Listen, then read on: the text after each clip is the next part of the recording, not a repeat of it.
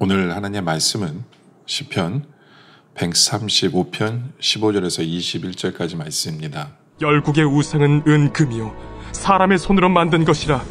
입이 있어도 말하지 못하며 눈이 있어도 보지 못하며 귀가 있어도 듣지 못하며 그들의 입에는 아무 호흡도 없나니 그것을 만든 자와 그것을 의지하는 자가 다 그것과 같으리로다. 이스라엘 족속아 여호와를 송축하라. 아론의 족속아 여호와를 송축하라. 레위 족속아 여호와를 송축하라. 여호와를 경외하는 너희들아 여호와를 송축하라. 예루살렘에 계시는 여호와는 시온에서 찬송을 받으실지어다. 할렐루야.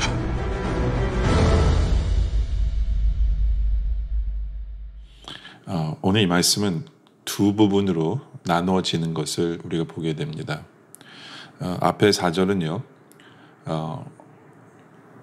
우상과 우상을 섬기는 사람들에 대한 이야기입니다. 그리고 뒤에 3절은 하나님과 또 그 하나님을, 우리 하나님을 예배하는 자들의 모습을 설명하고 있습니다. 우리가 이 성경을 이렇게 크게 보면 앞부분은 굉장히 어둡습니다. 분위기 자체가 굉장히 어두워요. 그러나 뒷부분에서는 굉장히 밝고 환하고 기쁜 것을 보게 되어집니다. 근데 그럴 수밖에 없는 것이 뭐냐면 우상의 속성이 잘 드러나 있는 거고요. 앞부분에는. 뒷부분에는 우리 하나님의 속성이 너무나도 잘 드러나 있기 때문에 그렇습니다. 우상과 우상을 섬기는 사람들의 모습이 15절에 보면 나오는데요. 열국의 우상은 은금이요 사람의 손으로 만든 것이라. 그렇죠? 뭐 세상에서 가장 귀한 거라고 하면 뭐 금이나 은이겠죠. 그렇죠? 근데 문제는 뭐냐면 아무리 그런 것으로 만들어졌다 하더라도 그것은 사람이 만든 것뿐입니다. 죄악된 사람이 만든 것, 죄인된 사람이 만든 것, 죄에 찌들어 있는 사람들이 만든 그 결과물, 그것은 또 다른 죄일 수밖에 없겠죠. 그렇죠? 그리고 우리 생각에는 뭐 금이나 은, 돈 뭐 이런 것들이 우상이 우리에게 뭔가를 굉장히 좋은 것을 가져다 줄 거라고 생각을 하면서 사람들이 만듭니다. 근데 결과론적으로 보면 인생에 만족이 없는 거예요. 행복하지가 않고 계속해서 목마른 사람처럼 더 마시고 더 마시고 더 가져야 되고 더 가져야 되고, 바로 그런 것들이 우상이다 라는 거죠. 참 기쁨이 없고 만족이 없는 것. 그러나 사람은 착각하죠. 그게 뭔가를 해줄 거라고 착각해요. 그러나 16절에 보면 입이 있어도 말하지 못하고 눈이 있어도 보지 못합니다. 우상 자체는 아무런 능력이 없어요. 입을 그려 넣어도 아니면 만들어도 조각을 해도 말을 못합니다. 눈을 그리고 눈을 조각을 해도 눈을 만들어도 보지 못해요.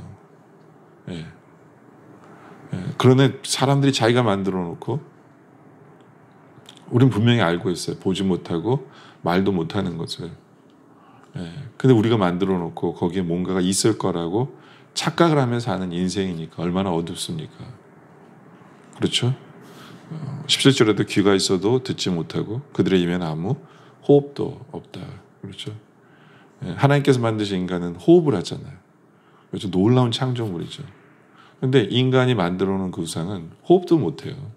움직이지도 못하고 듣지도 못하고, 그냥 돌덩어리나 금덩어리나 은덩어리일 수밖에 없는, 바로 그것에 뭔가를 의지하려고 하고 그것을 통해서 뭔가 뜻을 이루려고 하니까 그 인생은 허무할 수밖에 없는 거죠.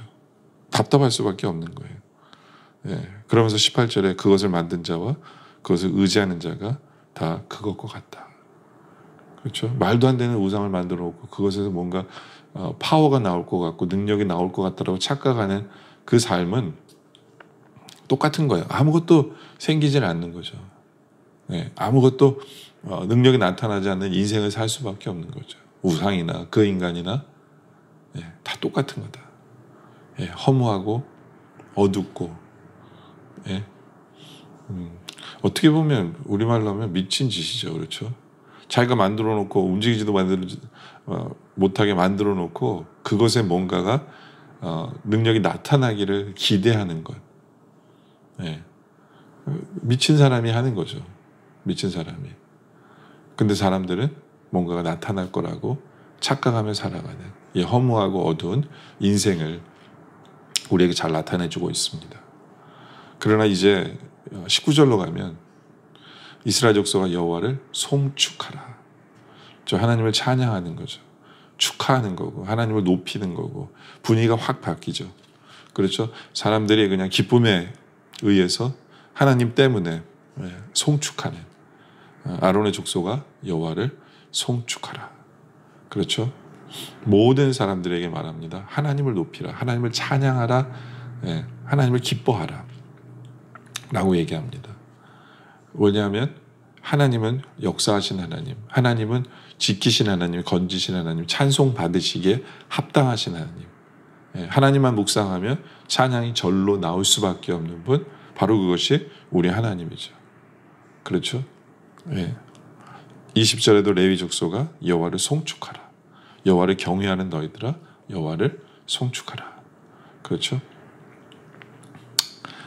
하나님은 움직이신 하나님, 우리를 만드신 하나님, 능력의 하나님, 지금도 우리를 지키시고 보호하신 하나님, 우리가 부족한 자지만 기도할 때 응답하신 하나님, 우리가 말씀을 달라고 할 때 우리가 말씀 주신 하나님, 살아계신 하나님, 능력자 되신 하나님, 전능자 되신 하나님, 모든 것을 알고 계신 하나님, 바로 그런 하나님에 대해서 우리가 묵상만 조금만 하더라도 우리 입술에 송축하는 찬양이 나올 수밖에 없는 바로 그 하나님. 그렇죠? 그리고 우리가 찬양을 할 때, 무엇보다 찬양을 할 때 21절에 예루살렘에 계시는 여호와는 시온에서 찬송을 받으실 자이다. 할렐루야. 그렇죠? 우리가 찬양할 때 하나님께서 받으시는 분이라는 거죠. 우상은 우리가 뭘 하더라도 아무것도 못해요. 그렇죠? 근데 우리 하나님은, 우리가 하나님을 송축하면 하나님은 우리의 찬양을 기뻐 받아주시는 살아계신 하나님이시기 때문에 할렐루야죠. 그렇죠? 허공에 외치는 소리가 아니에요. 우리의 찬양은.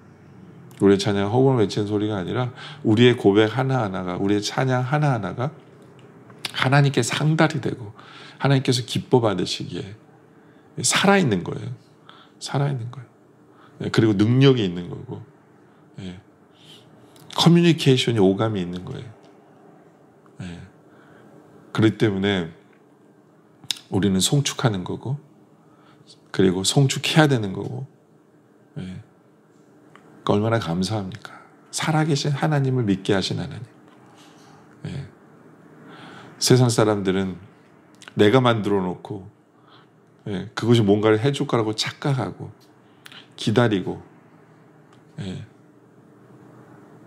그것에 인생을 걸고, 얼마나 어둡습니까? 얼마나 말도 안 되는 소리입니까? 그런데 눈이 가리워져서 자기들이 괜찮은 줄 알고 그렇게 살고 있어요.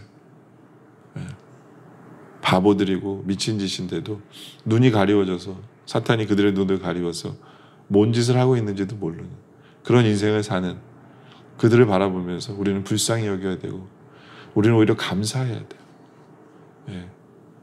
찬양받기에 합당하신 하나님, 바로 그 하나님을 우리가 찬양할 수 있고 송축할 수 있다는 것 자체. 살아계신 하나님.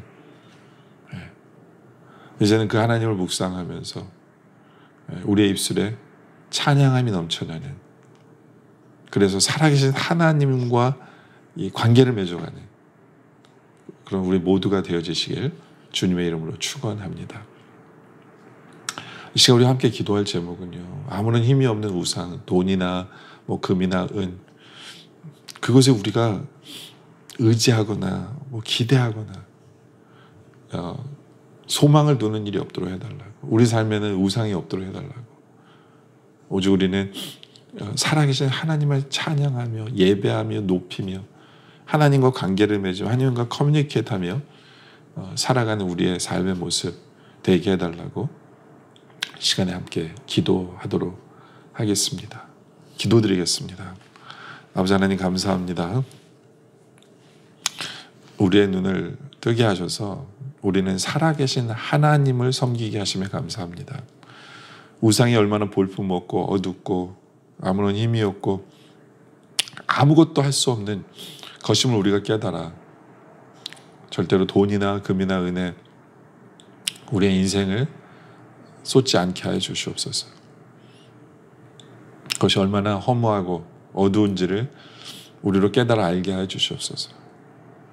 우리는 깨어있어 살아계신 하나님을 바라보며 하나님을 찬양하며 하나님을 높이며 하나님을 송축하며 그 안에서 기쁨을 누리고 행복하며 만족하며